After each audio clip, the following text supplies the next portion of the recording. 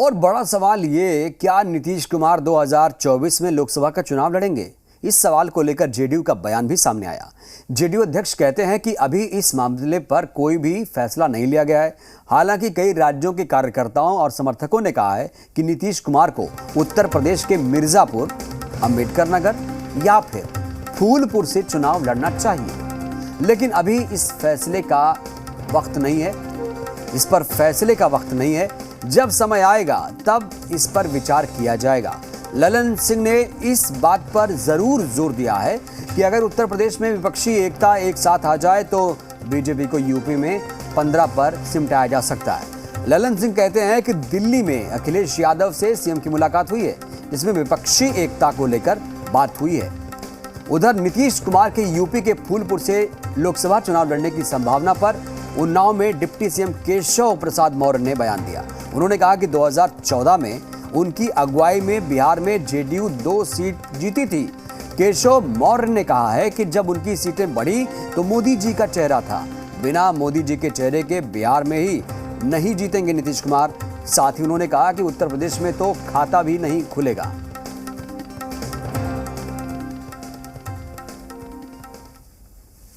अभी तो लोकसभा के चुनाव कोई ऐलान नहीं हुआ है और मुख्यमंत्री जी चुनाव लड़ेंगे लोकसभा का कि नहीं लड़ेंगे, ये तो समय आने पर निर्णय होगा। लेकिन इतनी बात जरूर है कि कई राज्यों से, अब उत्तर प्रदेश में या एक फूलपुर की बात आप कर रहे हैं, मुख्यमंत्री जी को अंबेडकर नगर से भी, मुख्यमंत्री जी को मिर्जापुर से भी चुनाव लड़ने के का वहाँ के कार्यकर्ताओं की मांग है। लेकिन अब वो तो जब चुनाव होगा तब वो चुनाव लड़ेंगे कि नहीं लड़ेंगे, लड़ेंगे तो कहाँ से लड़ेंगे, ये तो उस समय निर्णय होगा। 2024 के लिए विपक्ष एकजुट हो रहा है, ऐसी संभावना जताई जा रही है कि नीतीश कुमार फूलपुर सीट से लोकसभा का चुनाव लड़ेंगे। क्या कहेंगे? 2014 में उनकी अगुवाई में 2 सीटें बिहार में जनता दल यू जीती थी। जब उनकी सीटें बढ़ी हैं तो माननीय मोदी जी का चेहरा था।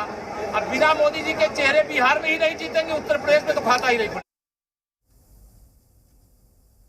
तो इस मामले पर सियासी दलों की प्रतिक्रियाएं भी सामने आई हैं। सुनाते हैं किस दल के नेता ने क्या कुछ कहा है।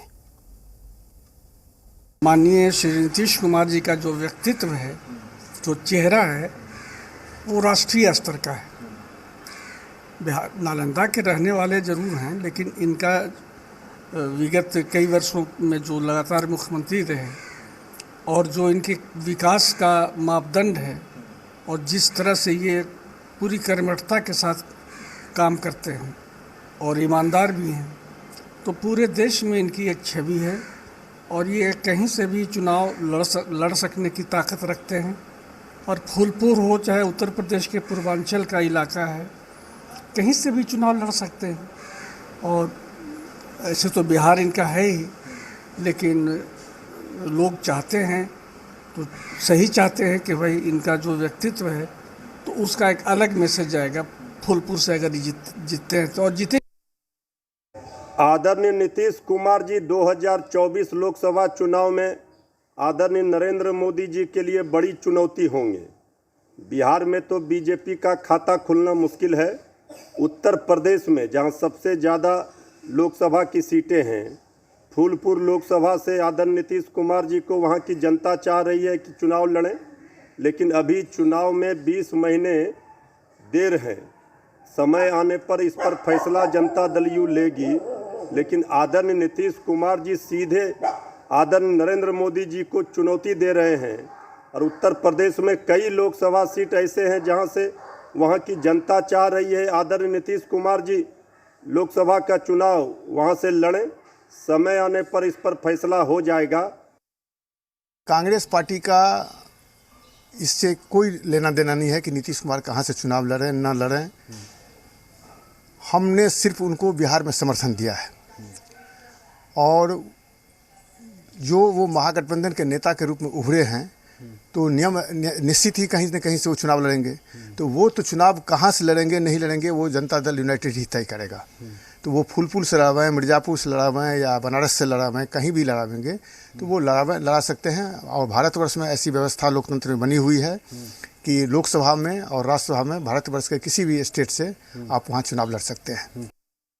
नीतीश कुमार जी उत्तर प्रदेश अगर जाएं तो निश्चित रूप से उत्तर प्रदेश के लोग उनका स्वागत करेंगे, क्योंकि उन्होंने हमेशा जालीदार टोपी और चूड़ीदार पैजामा के लिए ही ज़्यादा उनकी रुचि उसमें रही है। और उत्तर प्रदेश आप जानते हैं कि वहाँ राम भक्तों को ही उत्तर प्रदेश स्वीकार करता है। तो अगर अयोध्या में राम मंदिर बनाने में इनकी रुचि रही होगी और राम भक्तों के लिए खड़े हुए होंगे तो निश्चित रूप से उत्तर प्रदेश के लोग इनका स्वागत करेंगे। लेकिन इनकी रुचि सभी को मालूम है कि बिहार में अगर पीएफआई आके बोलता है तो इसीलिए बोलता है कि नीतीश कुमार यहाँ के मुख्यमंत्री। और इसी पर ज्यादा बातचीत के लिए हमारे ब्यूरो चीफ पटना से रजनीश जुड़ रहे हैं। रजनीश, आखिर ये बात उठी कहां से कि 2024 के लोकसभा चुनाव में नीतीश कुमार उत्तर प्रदेश के फूलपुर, मिर्जापुर या फिर अन्य जगहों से चुनाव लड़ सकते हैं?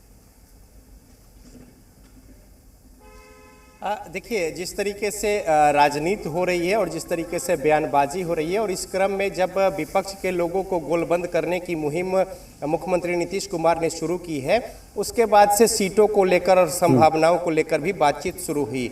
अब ये राजनीतिक पार्टियां हैं तो अपने स्तर से राजनीतिक बयान दे रहे हैं कि कौन कितना पे सिमट जाएगी या कौन किसको परास्त कर देगी।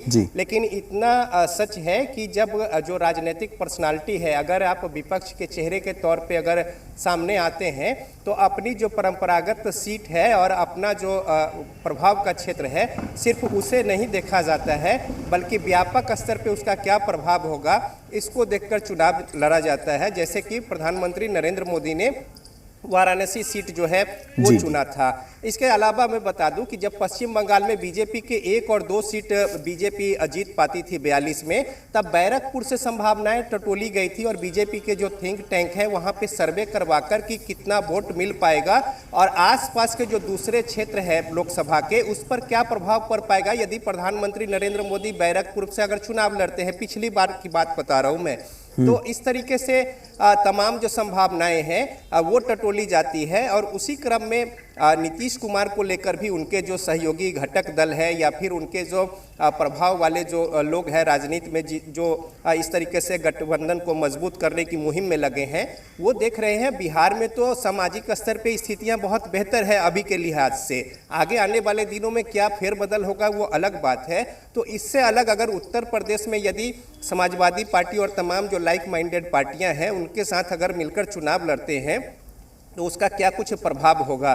तो जाहिर तौर पे इसको लेकर बातें निकल कर आई हैं। फूलपुर और मिर्जापुर की बातें जो हैं वो हो रही है और इसको लेकर राजनीतिक बयान भी आ रहे हैं। आपने देखा होगा बीजेपी के किस तरीके से वहाँ पे उप मुख्यमंत्री ने बयान दिया है। इसके अलावा समाजवादी पार्टी के भी बयान जो है वो उस तरीके से आ रहे हैं। तो अब जैसे जैसे जो चुनाव है वो करीब आएगा और इसका श्री गणेश जो है वो हो गया है, तो ऐसे में अब कहाँ पे किस तरीके से जो मेजर चंक है खासतौर पे उत्तर प्रदेश बिहार पे मुख्य तौर पे जो हिंदी रजनीश, राजनीतिक रूप से देखा जाए, रजनीश फोकस है सियासी लिहाज से देखा जाए तो अब ये आवाज़ें जो है लगातार तेज हो रही हैं अंदरूनी या फिर सार्वजनिक मंचों से। अब ये बातें लोग करने लगे हैं कि महागठबंधन का चेहरा नीतीश कुमार होंगे। लेकिन क्या अन्य दलों का, हम देखें कि टीआरएस के नेता भी पटना आए हुए थे बहुत। अब यूपी में भी एक पोस्टर लग गया है, आपको याद होगा। तमाम तरह के जो गठबंधन है, क्या वाकई धरातल पर इसको लेकर अब तेज गति से कार्य हो रहा है?